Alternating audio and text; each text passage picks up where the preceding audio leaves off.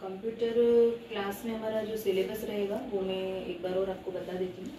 सबसे पहले तो अपना बेसिक कंप्यूटर हम करेंगे, जिसमें कि आपको कैसे ऑन करना है, ऑफ़ करना है, और उसके जो पार्ट्स हैं उनके बारे में, internal parts, hardware parts, software part, उसका बेसिक थ्योरी हम बताऊंगी आपको।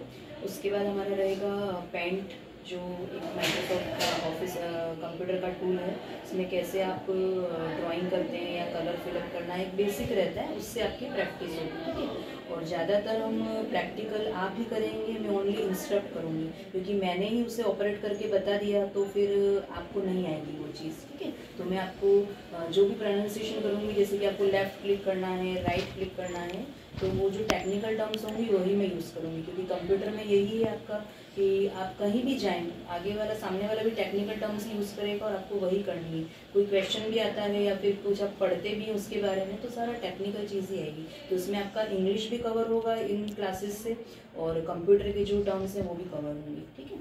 उसके बाद हम लेंगे नोटपैड और वर्डपैड। ये होता है नोटपैड में हम सिंपली आपको कुछ भी फाइल एडिट करनी है, ओपन सेव करना है, सिंपल इन्फॉर्मेशन टाइप करनी है। मतलब आप ये समझ लीजिए कि एमएस ऑफिस में जो एमएस वर्ड होता है, जिसको कि हम टाइपिंग के लिए यूज़ में लेते हैं, तो वो एक एडवांस लेवल है, ठीक है। उसमें एडवांस फीचर होते हैं, बहुत सारे एक्स्ट्रा फीचर होते हैं।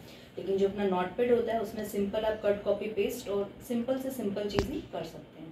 उसके बाद आता है हमारा वर्ड पैड आता है, ठीक है। तो वर्ड पैड में हमको माइक्रोसॉफ्ट ऑफिस के, माइक्रोसॉफ्ट वर्ड के थोड़े और एक्स्ट्रा फीचर मिलते हैं। कलर फिलअप करना है या फिर जैसे कुछ फॉर्मेट में चेंजिंग करनी है, उससे कितना हमारे डॉक्यूमेंट को हम अट्रैक्टिव से अट्रैक्टिव बना सकते हैं, उसके ऑप्शंस हमें दिए हुए होते हैं, ठीक है। उसके बाद हम जाएंगे कंप्यूटर फंडामेंटल्स पे, यानी कि उसमें हम कंप्यूटर से रिलेटेड कि कंप्यूटर जो है वो किस स्पीड पर वर्क करता है, कौन सा प्रोसेसर यूज़ में होता है। उसके बाद इसके अंदर जो माइक्रोसॉफ्ट ऑफिस है आपका, एडोब फोटोशॉप है, या फिर नेट से रिलेटेड, इंटरनेट से रिलेटेड जो चीज़ें हैं उनका बेसिक नॉलेज, उन पे जो छोटे छोटे क्वेश्चंस जो होते हैं उसको हम कवर करेंगे, ठीक है।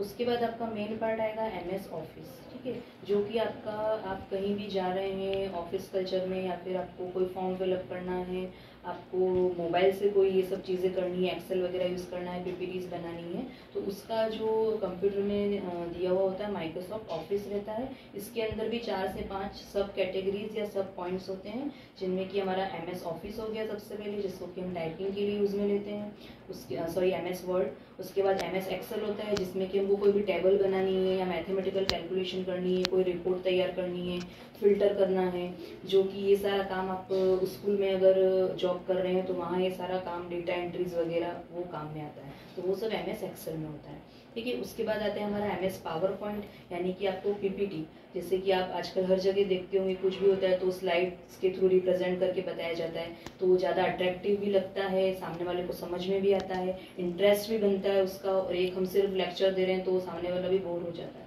ठीक है। तो वो कैसे बनाई जाती है इसमें वो आपको बताएंगे, ठीक है। उसके बाद होता है एमएस आउटलुक। एमएस आउटलुक ये होता है कि एक तो हम जो भी अपना मेल वगैरह हम करते हैं जीमेल के थ्रू, याहू मेल के थ्रू, तो वो हमारा जब इंटरनेट कनेक्ट होता है तभी हम उसको यूज़ में ले सकते हैं। लेकिन एमएस ऑफिस ने ऐसा एक फीचर हमें दे रखा है जिसको कि एमएस आउटलुक नाम दिया है उसने। उसमें अगर हम ऑफलाइन भी होंगे, ज़रूरी नहीं है कि हमारे पास इंटरनेट होना चाहिए, लेकिन हम मेल सेंड कर सकते हैं, वो भी एक तरह से मेल भेजने का ही काम करता है। और जब सामने वाले का मतलब ऑन होगा, इंटरनेट ऑन होगा, तब वो उसको रिसीव करके उसको रीड आउट कर सकता है, ठीक है। उसके बाद फोर्थ हमारा जो मेन टॉपिक रहेगा वो हम इंटरनेट का रहेगा, उसको कवर करेंगे। इंटरनेट पे कौन सी वेबसाइट को कैसे ओपन करते हैं, कौन सी वेबसाइट्स हैं जिनके थ्रू आप पढ़ सकते हैं, या फिर आपको कोई इमेज सर्च करनी है, कुछ भी कंटेंट आपको सर्च करना है, सर्फिंग करनी है, मेल भेजना है। उसके बाद एप्लीकेशंस होती हैं काफ़ी सारी। उसके बाद ई कॉमर्स, यानी कि आपको ऑनलाइन परचेजिंग करनी है। उसके बाद बैंक से रिलेटेड कौन सी वेबसाइट्स हैं, आप बैंक के ट्रांजैक्शन है या फिर जो फिनेंशियल लिटरेसी है उसके बारे में आपको बताया जाएगा सारा, ठीक है। उसके बाद इसके अलावा भी अपना रहेगा कि यही सब चीज़ें आजकल मोबाइल में भी आ गई हैं, स्मार्ट व्यूज़, स्मार्टफोन है सबके पास, ठीक है। तो उनमें भी आप माइक्रोसॉफ्ट ऑफिस, वर्ड है, एक्सेल है, वो आप यूज़ कर सकते हो, पीपीटी बना सकते हो। उसके बाद में आप कुछ भी आपका वॉइस से आप मतलब बोल के और उसको सामने वाले को मैसेज भेज सकते हो। उसके बाद आपको हिंदी टू इंग्लिश ट्रांसलेट करनी है कोई चीज़, उसके ऐप्स होते हैं। फिर जैसे हम ये कोलाज वगैरह बनाते हैं इंस्टा पे और उस पर हम देखते हैं, वीडियोस क्रिएट करते हैं, तो वो सब चीज़ें कैसे करते हैं, सोशल मीडिया प्लेटफॉर्म्स का कैसे यूज़ करते हैं, तो कोई भी एक्स्ट्रा भी जो चीज़ें हैं वो भी आपको कवर की जाएंगी। इसमें यही रहेगा आपका कि मैं ये चाहूँगी कि आपको जो चीज़ नहीं आती है कंप्यूटर उसमें, क्योंकि मुझे नहीं, मतलब मैं पता कर सकती हर एक कैंडिडेट के लिए कि भाई किसको क्या नहीं आता है, तो जितनी आपकी क्वेरीज होंगी ना तो मुझे ज़्यादा अच्छा लगेगा कि मैडम हमको ये नहीं आता है, आप ये चीज़ सीखो, ये हमारे डेली लाइफ में काम आती है और हमें इसके लिए किसी और पर डिपेंड करना पड़ता है कि भाई आप कर दो, भाई आप ये कर दो, या फिर हमें शॉप पर जाना होता है, तो वो चीज़ आप मुझे बोलोगे तो मैं आपको सामने से, मतलब वो चीज़ ज़्यादा सीखनी जरूरी है, ना कि अपन इसका बेसिक या थ्योरी में आपको पढ़ा दूँ, ठीक है।